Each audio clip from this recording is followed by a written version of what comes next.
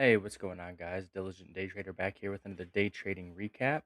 This was the trade I took on July 20th, short, pretty much near the high of day, and I'll be going over that here in a second. It was a great trade, but first we're going to start out with a nice Bible verse. It's Philippians chapter 4, verse 19. And my God will meet all your needs according to the riches of glory in Christ Jesus. Now, this verse right here is in Paul's letter to the Philippians. He's expressing gratitude for their support and is just basically encouraging all of them to trust in God in all their circumstances. It just basically is highlighting God's supply fills every need of his believers, according to his glory. It's not dependent on anything we do, our merit, the praying, the Bible, going to church, reading the Bible. It doesn't depend on that. It all comes from God's grace. We just need to trust in God's provision, and we're encouraged to just rely on God for daily needs, guidance, strength, comfort, peace, just wisdom. And the spiritual perspective um, of the verse just reminds Christians that God's riches aren't just material things, they're peace, wisdom, love, just being godly people. That's the gifts and the provisions that he gives us. It just, it encourages us in hardships. It offers reassurance that even in trials, God's care is sufficient. You know, his resources are abundant. And the verse invites believers to shift from the focus of scarcity to God's limitless provision, fostering faith, gratitude, and just relying on Christ in every aspect of life. Anytime that you need God, he will provide what you need, not always what you want, but he will provide what you need to help you in the situation you're in, whether it's knowledge. Sometimes it's money to help you pay the bills that you can't pay. Sometimes it's peace in the storm that you're going through. Sometimes it's just strength to continue pushing on for one more day. So just continue to put everything that you have in God, and he will provide for you and what you need. You may not understand what you need, or you may think you know what you need, but God will always give you what he knows you need in the moment of life. Now, tying this verse into trading, my God will meet all your needs according to the riches of glory in Christ. God will give us financial security and discipline. If we're a day trader, we just have to trust that God's provision to cover our living expenses and basic needs is there. You know, we're not forced to risk excess amounts of money, more than what we can afford to lose in a trade out of desperation. Um, this aligns with, Proverbs 23, verses 4 and 5. It says, which basically just advises us to not wear ourselves out to get rich. He will provide for us financially, and um, we just have to stay disciplined. As day traders, we don't need to focus on the money. We need to focus on our process, and God will give us the wisdom, the knowledge, the discernment to take good trades in the process. So, if we just continue to trust, believe, and have faith in what He's doing, and we don't question, we don't worry, God will provide. This also for day trading, our mindset and perspective, just reminds us that God's provision is not limited by our understanding of what we need. God can do exceedingly and abundantly more than we can ever ask or imagine. You know, the things that He can and will do in our lives are just amazing. There's miracles that He can do any day, day in and day out. Um, just focus on his wisdom and discipline. Don't chase those, worldly gains, the money, the cars, the houses. If we stay disciplined, we have the wisdom and knowledge of our process, the money will come. We don't need to risk excess amounts of money to get those things that we need or want. God will provide the money that we need to support ourselves, if this is what he called us to do. If you have a true calling and feeling that this is what God put on your heart to do, he will provide. I've been trading for 8 years, 7 years, and most of the time not profitable. But in the moments when God has really, I've felt like it's my calling to do this because I'm not in it for the cars or the money. I'm in it for, you know, generational wealth. And then when I have enough money to give, you know, to people, I just want to be able to give it away, help the others that are in need, um, help pay off debts, volunteer, donate, just use my money that I earn from this to, give glory to God out in the world. Basically, financial freedom to me is basically being able to be free from working the 9 to 5 to volunteer and give my time away to others who truly need it. So this is just like a means to another greater end. So it just, this verse just encourages us to be content with what we have, but rely on God's guidance in all decision making, and trust and believe that He will provide for us where we need to be, um, and for what we need. So that's what I got for that. Today, I took an amazing trade. I think I got short at the 46s, pretty much near high of day. My entire game plan was centered around. Let me pull all this up real quick.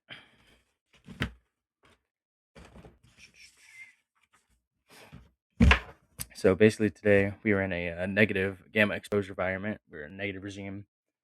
Um, we held 7,500 psychological whole number overnight, and overall, we were rallying pretty much near market open. As you guys saw, we opened up and rallied pretty hard. I was watching the 75.50 level. Um, it was pretty much, let me see, July 16th, regular trading hour lows. It was a massive gamma exposure and delta exposure level. And as you know, and compared to Friday's close to Monday's, 9:30 open, the gamma was growing. So there was more and more participants, either selling puts there, or buying puts, basically, um, hedging more downside, institutional, whoever it may have been. Um, and let's see, we're on ES, SPX, and SPY, all aligned to large gamma exposure level. It was near last week's value area low. It was last month's value area low, and pretty much overnight had a large resting liquidity. It was like about 1,000 lot offer sitting there for most of the morning. And as we rallied this morning, the lot was being filled, and I like to see that. There were some orders being pulled off the market, and at this point right here, you'll see 75.50 filled a large resting lot or large resting offer, which I really like to see. It shows that someone is passively selling into all this aggressive buying. And in a negative regime, I like to see these large clusters of negative delta. Um, and as we rally, especially at the opening, all these options, this gamma exposure basically is just from options, market makers. They're holding all this negative gamma. As we open, this implied volatility is really high. Rally up into it. The rally basically comes from some retail traders, but mostly institutional and hedge funds that are buying to keep their order books delta neutral, basically. Um, this implied volatility basically makes it so all those puts that they are holding are their delta. I'm pretty sure it's either, let me see, I think their delta is going down, which is, that's how puts basically work, is the negative delta, pretty much is going down, so they have to buy into it. But as they hit this 75.50 massive gamma exposure level, as you can see, we have all these resting offers, which I really like to see. Um, they filled over here at 9:38, restacked all these offers. That's really what I like to see. Um, and the first fill and then sell off, I didn't see really any signs of absorption. I was just kind of being patient, didn't really see anything I liked.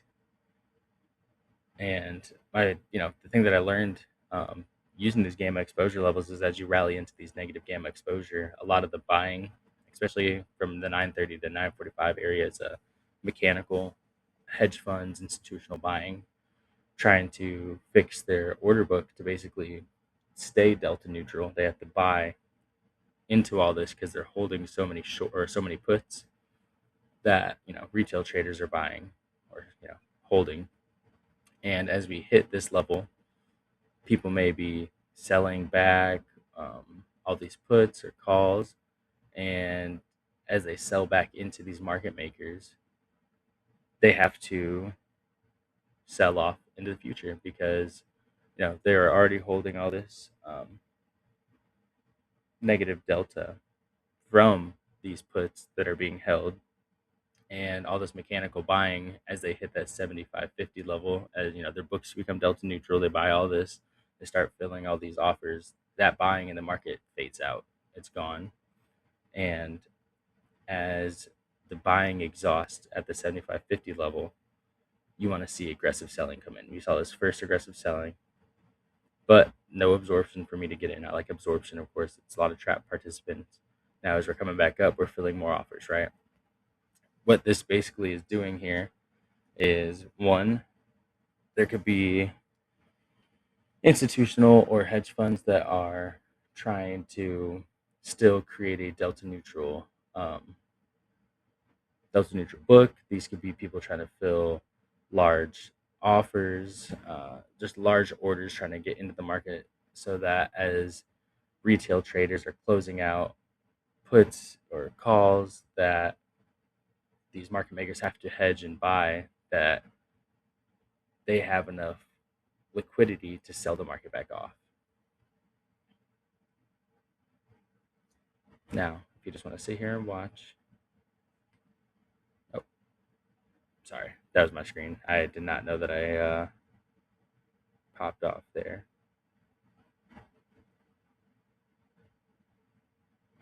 Now, right here, I was just kind of just being patient. Um,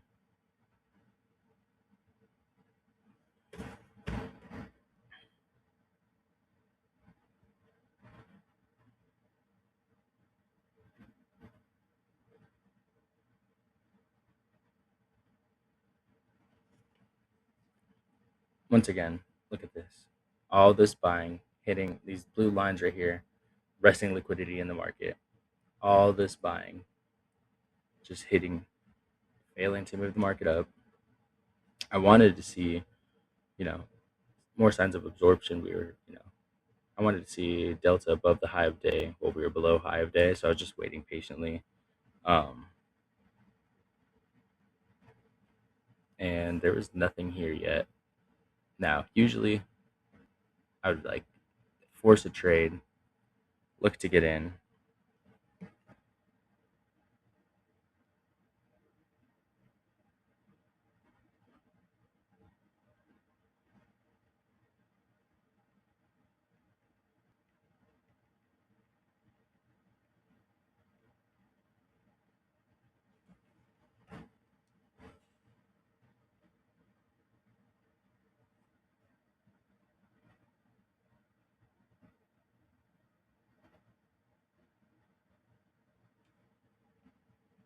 Now, you see, we rally back up into these large resting offers.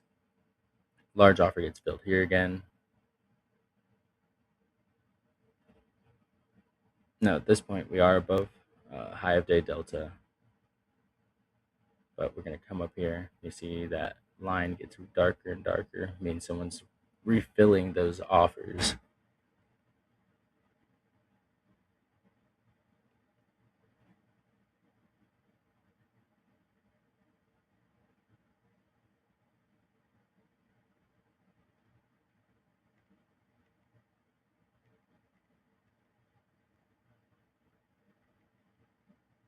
And as you see, all of these offers that are being filled just keep getting like restacking. It's darker and darker. I like to see that. That means that somebody's adding liquidity into those areas.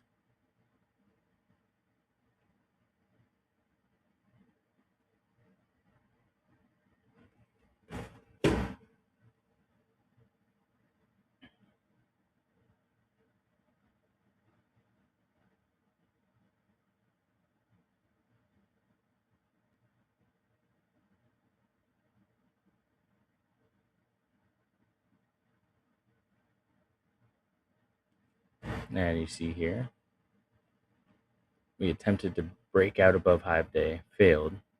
All of these offers filled again still, right? Now, this is where I zoom in. We're at the 7550 negative GEX level, or yeah, GEX level here. Absorptions being seen. That we filled offers up all morning, and that was my bad. I'm pretty sure that the negative gamma exposure did not come from puts, but came from calls being bought by retail traders, and they're being sold from these market makers. Now, that more offers being put back up on the board, signs of absorption, and you see that large spike selling right here.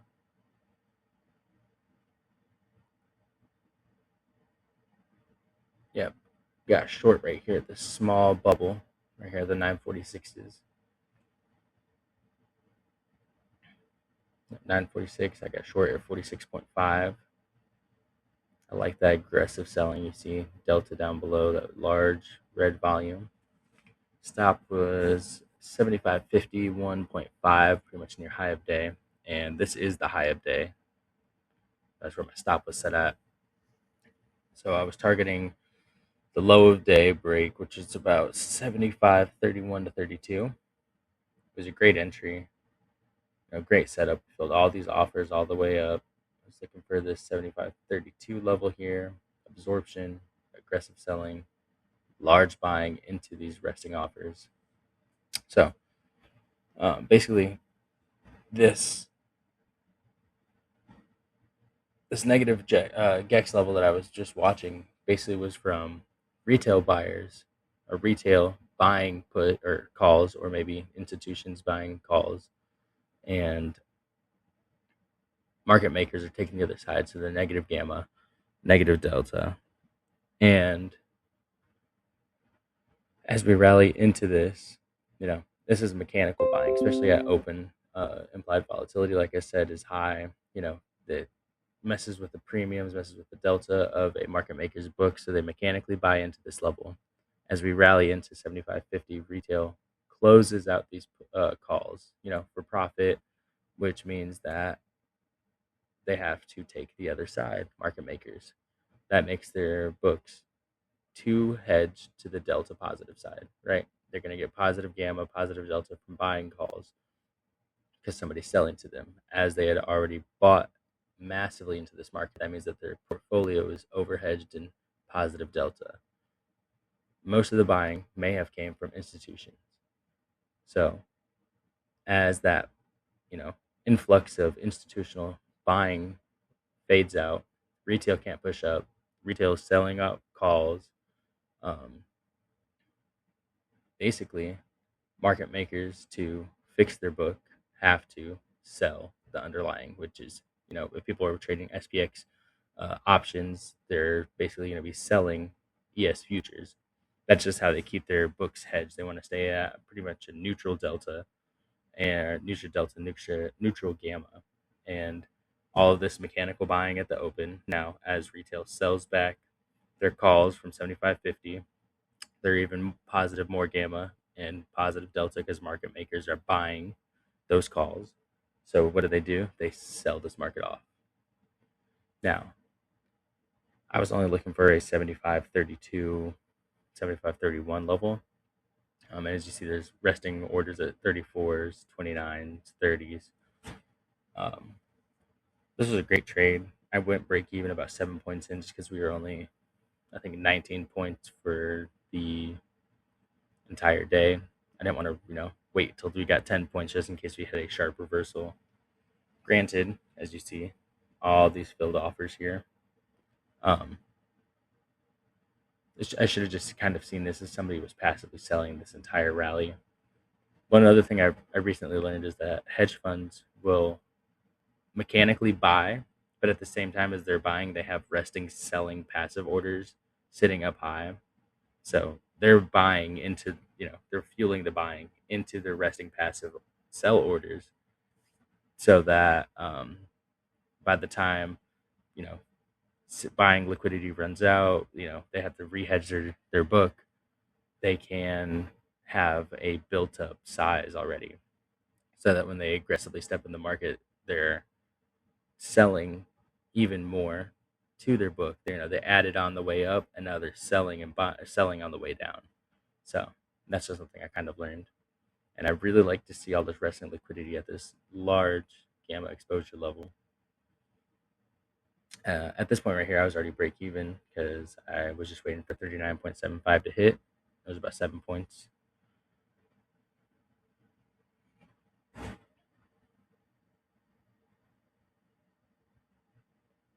And this was the complete high of day. Now, in my game plan,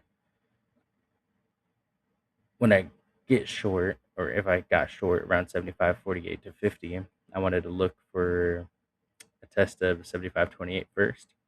And then I wanted to see us hit 7,500 because that was another, psychological whole number. Um, it was a massive gamma exposure level, previous day value area high, and just overall, I just wanted to see that lower portion get hit, especially if we had some aggressive selling step in. But as you'll see here in a minute, we had a sweep down below low of day, and I kind of just exited there. It was a 17-point gain off of like 4.5 points of risk. Not bad. I think it's almost a 4-to-1. Now this setup was pretty good because overnight we were building value inside of Friday's value area, regular trading hour, and we had one attempted breakout that failed. This was a second attempted breakout that failed again at the negative gamma exposure level, which is perfect setup, multiple confluences. We had filled offers, absorption, aggressive selling, and right here you'll see. I just have the footprint chart up so you can see what I was watching in the footprint as well. Yeah, all that aggressive selling stepping in there, and then right here you see that massive sweep down, and you'll see me close out my position right there. Bam. Easy day, great execution. I was patient, multiple confluences, didn't force any setups. There was just overall, I think, one of my better trading days I've had in a long time. Followed a plan, set a plan out, saw all the things I needed to see, and didn't allow emotions or money to rule over me. Didn't sell early to make back previous losses, and pretty much held to my target. And I got a couple extra points out of it. Now, had I held on, had I seen, if we stay below 34s, I could have gotten even more money, more points. But in the end, if you follow your plan, you shouldn't worry about what you missed out on because, process will bring profits. Process will bring profits. No need to stress and worry. I got my piece of the move, and there's really no need for me to try to force and take extra money out of the market when if I followed my plan perfectly and sold at my level, what would I have felt if I would have held on to this, you know, swept under, didn't sell, and then we massive rally back into my stop. I'd have been just as mad that I didn't take my profit there. So great trade, and tune back in for another recap. Thank you.